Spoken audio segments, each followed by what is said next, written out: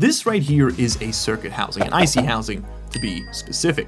What this does is allow us to place an IC chip inside it, just like that, and then we can directly communicate with 6 devices. These are labeled D0 to D5. Remember, in programming, 0 is your first number for some insane reason.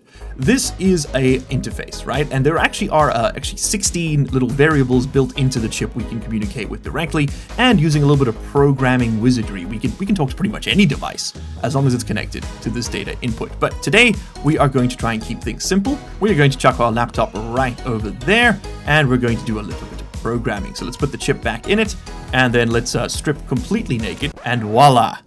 We're coding au naturel.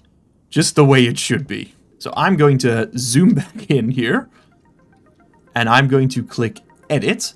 And you can, by the way, pause the game. This will allow you to freeze things in case you are under a bit of time pressure, but we actually want the sun to come back up and that storm to end, so I'm not too worried. Now, there are many different ways you can interface with devices in Stationeers. The simplest one is to talk directly to the device screw pin, which is the little one we saw down there. D0 will talk to device 0, D1 will talk to device 1, D2, D3, D4, D5, D6, D7, D8, you get the idea. DB, by the way, talks to the device itself. We're not going to worry about all that. We're going to give everything human-readable names, and to do that, we're going to use the code function alias. We're going to say alias sensor, that's the name, and we're going to set that to D0. You can always hover over a function, and it will give you an idea of what you can do with it. So D0 is where we're going to attach our sensor, and we're going to be referring to it as sensor instead of D0 in our code. Super straightforward. Now, we want to talk to a series of solar panels, not just one. So we're actually going to define solar panel like this by its hash number, which is kind of like a numerical identifier the game gives pretty much every device. We're going to be using the dual panels, and we're going to click on this right here, the prefab hash. We click that, we paste it there, and suddenly everything with that number, which is basically any solar panel, will be referred to in this code as solar panel. The next thing we're going to want to do is also talk to a couple of specific variables. We want to know what the horizontal and vertical angle of the sun is at any given time, and we're going to use this a lot, so we might as well keep it in easy to read English.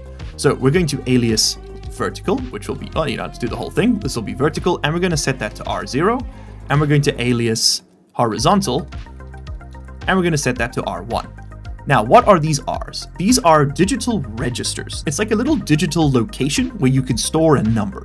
Pretty much any number you can think of, and we're going to use it just like that. There are 16 of them on each chip, but you can overwrite them as many times as you need. Just remember that if you overwrite it, well, it's not there anymore. So if you want to keep specific ones forever, I like to give them names so I don't forget and accidentally use them in future coding. Now, we're going to start our tracking program next. Of course, because we want to track the sun, it's something we need to be continuously doing. We don't want to just do it once. Everything that's running at the top here will just run once and then the program will end. If we wanted to continuously do something, we need to create what is effectively a loop. To do that, I'm going to give it the name tracking. I'm going to hit colon, just like that. And then I'm going to go down a few lines and type J for jump and go back up to tracking. Now, this is pretty straightforward. What we're doing is saying, I want you to start a series of commands under the name tracking.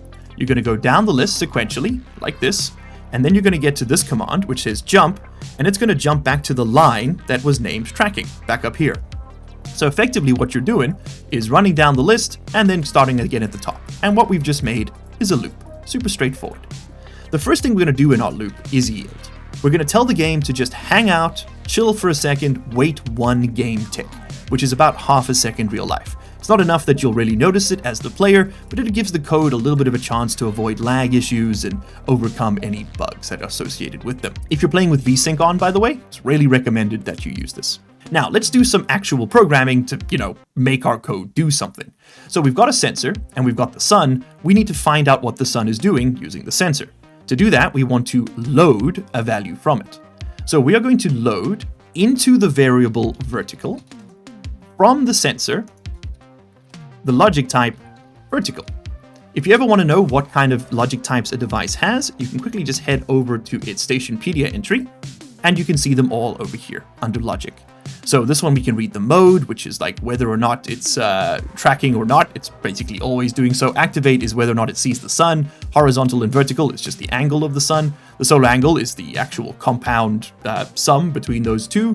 On is, well, you guessed it, turning it on, and so on and such as. We don't really need the rest of it just yet. It's not too important for what we're doing.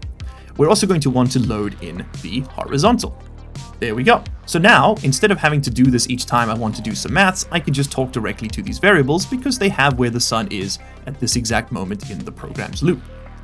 So what do we want to do with it? Well, to track the sun on Mars, you need to do a very, very simple set of equations. What you need to do is take the actual solar horizontal angle and subtract 90 from it, and then set that to your panel. And then you want to take 90 and subtract the vertical angle from it and set that to your panel.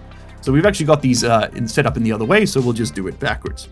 So the first thing we're going to do is subtract vertical 90 vertical. Now, this may seem like a bit of a strange setup, but I want you to think of it like this. Instead of A plus B equals C, what we've got here is C equals A plus B. So vertical will be equal to 90 subtracting whatever vertical was. So let's say it was 50, right? Which means now vertical will be equal to 90 minus 50, which means vertical is now 40. And then what we want to do is set batch, which means don't just set it to one device, set it to all devices of the name. You can see here solar panel, that's the device hash. We want to set its vertical value to whatever is stored in the register named vertical. So what we're going to do, again, the solar panel's vertical value will be set to whatever is stored in this value over here. Straightforward and easy to understand, I hope.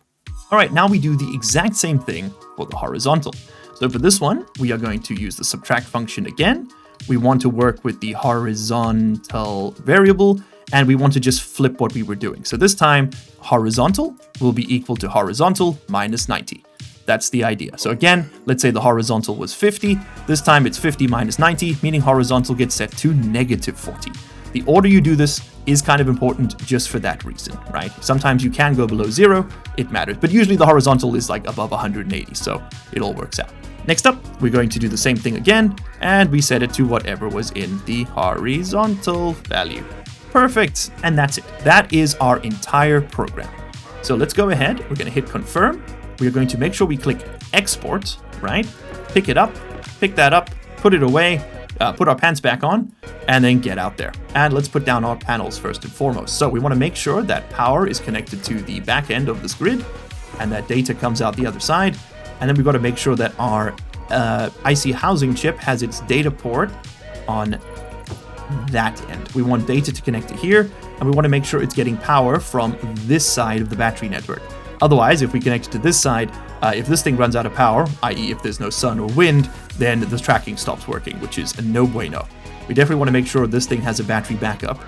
We've got one right there. So let's wire this in, let's turn it on, and you'll see it'll start flashing an error. It's saying there's an error at line 10. If we take a quick look at our code, you will see that line 10 is when we want to load information from our sensor.